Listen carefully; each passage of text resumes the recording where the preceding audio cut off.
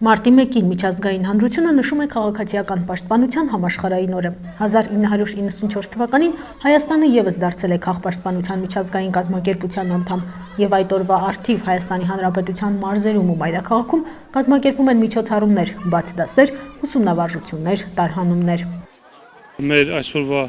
սերնդին ուսուցանելով վաղվա մեր հասարակությունն են ու պատրաստ են լինում դիմակայելու ցանկացած քաղաքապաշտպանության գործողություններին։ Այսօր շատ բարձր մակարդակով անցկացվեց 5-րդ դպրոցում, տարբեր դպրոցներում անց են կացվում, բարբերաբար մտնում եմ, ստուգում եմ նրանց գործողությունները, բոլոր դպրոցների հետ ունենք քաղաքապաշտպանության պլանները, համապատասխան կառավարության որոշման պահանջներին համաձայն, շատ մեծ ոգևորությամբ, պատասխանատվությամբ դպրոցի տնօրեններն ու զինղեկները մոտիկացել են այդ հարցին ու այսօրվա պայմաններում, ինչ պայմաններ իրենց հնարավորությունների տակ ձեռքի տակ ունեն, բարձր մակարդակով կազմակերպվեց քաղաքապաշտպանության օրը։ Առավոտյան ժամը 10-ից Սյունիքի մարզային փրկարարական վարչությունը Կապանի մի շարք դպրոցներում տարաբնույթ միջոցառումներ է իրականացնում, ուսումնավարժանք, տարհանում, այնուհետև դասախոսություն։ Քաղաքացիական բնակչության պաշտպանության հարցը հատկապես կարևորվում է պատերազմական իրավիճակներում։ Հակառակորդի օդուժի հարձակման դեպքում աշակերտների եւ աշխատակիցների պաշտպանության իրականացումը թեմայով ուսումնավարժությունը մի շարք հարցերի պատասխաններ տվեց։ Ասենք, թե սայլակներով հաշմանդամների տեղաշարժման պայմանների բացակայության դեպքում ինչպես է կազմակերպվում նրանց տարհանումը։ Կազմավորումների խմբի մեջ կան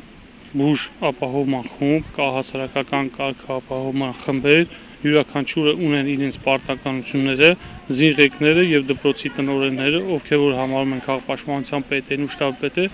իրանց կողմից վերահսկվում է այդ գործողությունները, ովքեր որ հնարավորություն չունեն ինքնուրույն իջնելու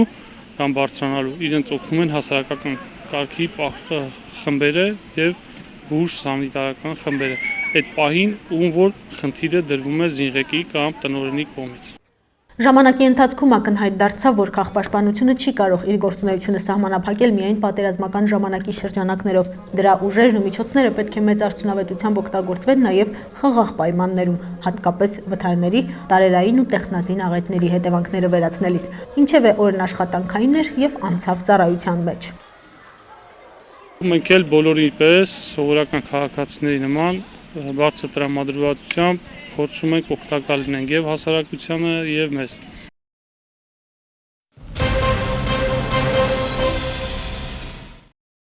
Վերջին տարիներին դպրոցներում բարբերաբար անցկացվող բաց դասերն ու պարապմունքները մեծ հնչեղություն են ստանում։ Հրավիրվում են ծնողներ, այլ դպրոցներից մանկավարժներ, ինչպես նաև հյուրեր քաղաքապետարանից ու մարզպետարանից։ Կապանի համար 7 դպրոցում հերթական միջոցառումն անցկացվեց առաջին Բ դասարանում։ Թվահանդես, այսպես կարելի է վերնագրել բաց դասը, քանի որ դրանով արժևորվեց թվերի մուտքը դասարան։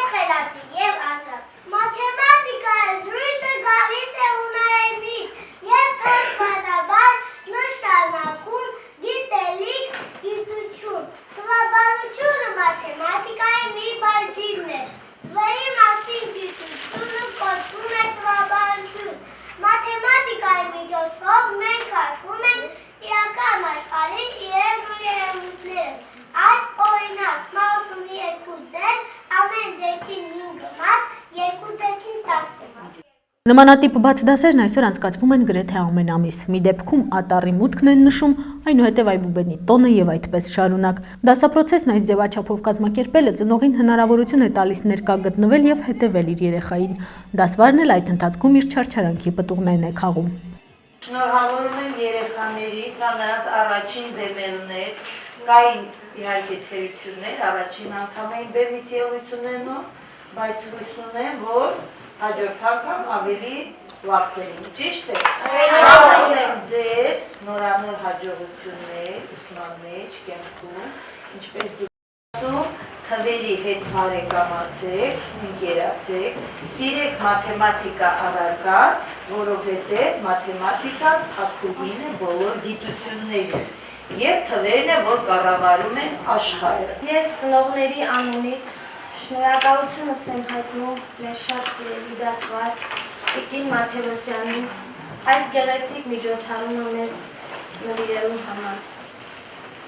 Մեր երեխաները նրա շնորհիվ կարողացան հաշվել, իմարել և անել։ Բաց դասերի կազմակերպումն ու անցկացումը աշակերտակենտրոն ուսուցման տարբերակներից մեկն է, որը պետք է կիրառվի բոլոր դպրոցներում։